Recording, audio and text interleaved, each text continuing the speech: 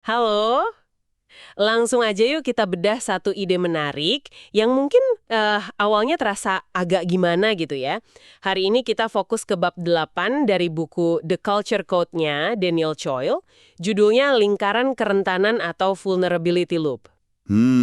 Vulnerability loop. Menarik. Iya kan? Sumber kita ya kutipan dari bab itu. Misinya, kita coba pahami bareng-bareng gimana sih sesuatu yang sering kita hindari, kayak nunjukin kerentanan gitu. Yang dianggap kelemahan ya biasanya. Nah, itu dia. Justru malah bisa jadi kunci rahasia buat bangun kerjasama dan kepercayaan yang kuat banget dalam tim. Siap gak nih lihat gimana kelemahan bisa jadi kekuatan? Siap dong. Konsep yang menarik ini. Oke. Kita mulai dari sini deh. Pernah nggak sih Anda perhatikan ada tim yang kerjanya tuh kompak banget, kayak udah nyambung aja gitu pikiran mereka?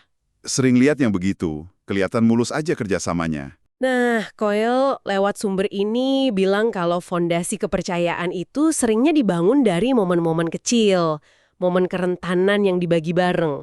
Bahkan ada penelitian Jeff Polzer dari Harvard yang dikutip di sini, itu nunjukin betapa pentingnya respon orang kedua loh saat kerentanan pertama muncul. Sepenting apa sih momen respon itu? Oh, itu krusial banget. Banget. Jadi sumber ini ngegambarin lingkaran kerentanan itu kayak semacam tarian halus gitulah, pertukaran keterbukaan. Bayanginnya gini deh. Orang A, sebut aja gitu ya, dia ambil resiko kecil nih, ngirim sinyal kerentanan. Mungkin ngaku, nggak tahu, atau minta tolong. Oke. Terus, orang B nangkep sinyal itu. Nah, kuncinya di sini. Orang B ini bukannya manfaatin atau cuek aja, dia malah balas dengan sinyal kerentanannya sendiri. Wah, jadi dibalas ya? Iya, dibalas. Terus, orang A nangkep sinyal balasan ini. Nah, proses bolak-balik inilah yang pelan-pelan bangun norma baru di kelompok itu. Oh, di sini tuh aman buat terbuka. Akhirnya, kedekatan, kepercayaan, itu tumbuh. Ini bukan basa-basi loh. Ini mekanisme dasar banget buat kerjasama. Wow, tarian halus itu pas banget deskripsinya. Dan contoh Captain L. Hens di penerbangan 232 itu, wah, itu bener-bener nyata ya. Iya, itu contoh klasik. Pas pesawatnya lumpuh total gitu kan, insting pertama kapten pasti, oke, saya yang pegang kendali gitu kan. Masih, refleks pertama. Tapi yang bikin beda justru 4 kata simpel itu. Ada yang punya ide, gila itu kan sinyal kerentanan yang luar biasa di tengah krisis. Tepat sekali. Itu kayak undangan terbuka. Saya butuh bantuan, saya nggak bisa sendiri. Lahir dari pengakuan batas kemampuan kan? Bener-bener. Dan lihat respons Danny Fitch, instruktur pilot yang kebetulan ada di pesawat. Dia masuk kokpit bukan buat ngambil alih, tapi nawarin, apa yang Anda mau saya lakukan? Saya bantu. Oh gitu ya responsnya, bukan kayak biar saya aja. Bukan. Dia respons kerentanan dengan kerentanan juga. Kesediaan buat bantu, bukan mendominasi. Nah, lingkaran itu langsung terbentuk di kokpit. Makanya mereka bisa lakukan pendaratan darurat yang hampir mustahil itu. Gila, jadi kenapa sih mekanisme ini bisa sekuat itu dampaknya ke kita? Di level dasarnya tuh gimana? Jadi, ini ada kaitannya sama cara kerja otak kita. Otak kita tuh kan secara konstan kayak mindai lingkungan sosial gitu, nyari sinyal-sinyal kepercayaan. Sumber ini nyebut eksperimen kayak give some game. Jadi ada dua orang asing, dikasih pilihan, mau kasih token atau simpen token. Oke. Nah, tindakan ngasih token duluan itu kan sinyal kerentanan ya. Karena resiko nggak dibales itu ternyata ningkatin kerjasama timbal balik secara drastis. Kayak tindakan itu bilang, nih, saya ambil resiko kecil ini karena saya percaya sama kamu. Dan itu kayak memicu respons yang sama gitu.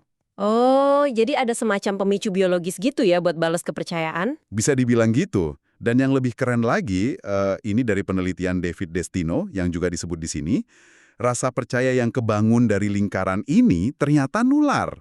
Nular? Maksudnya gimana? Jadi di eksperimennya ada partisipan dibantu benerin komputer rusak sama seseorang yang sebenarnya tim peneliti. Nah, partisipan ini nggak cuma jadi lebih percaya sama si penolong, Iya, itu wajar sih. tapi dia juga jadi lebih percaya sama orang asing lain di ruangan yang sama pas main game berikutnya.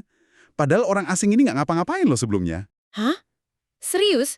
Jadi efeknya bisa nyebar gitu aja? Nggak cuma antara dua orang yang interaksi langsung?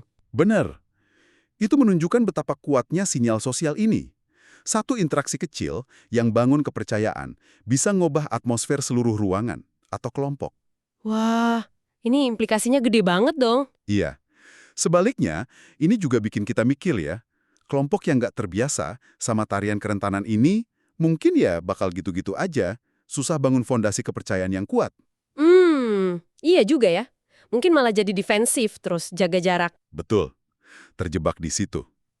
Tapi memulai lingkaran ini kayaknya butuh keberanian ya. Mungkin awalnya canggung atau kerasa berisiko gitu.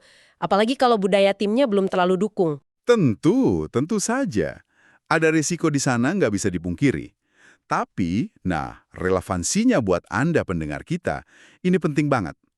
Memahami lingkaran kerentanan ini bukan cuma teori manajemen tim loh. Ini tentang cara dasar kita bangun hubungan kuat. Di kerjaan, keluarga, komunitas, di mana aja. Mengenali momen-momen ini, terus berani ambil langkah pertama buat tukar keterbukaan, sekecil apapun itu cara kita aktifin mekanisme bawaan otak buat bangun trust dan kolaborasi yang lebih dalam. Oke, jadi kesimpulan utamanya nih, lingkaran kerentanan ini bukan cuma konsep keren, tapi beneran mekanisme psikologis nyata ya. Pertukaran keterbukaan yang saling nguatin ini pelan-pelan bangun kepercayaan dan fondasi kerjasama yang solid. Intinya, nunjukin kerentanan secara strategis itu bukan lemah, tapi justru langkah cerdas, bahkan perlu, buat bangun kekuatan bareng-bareng.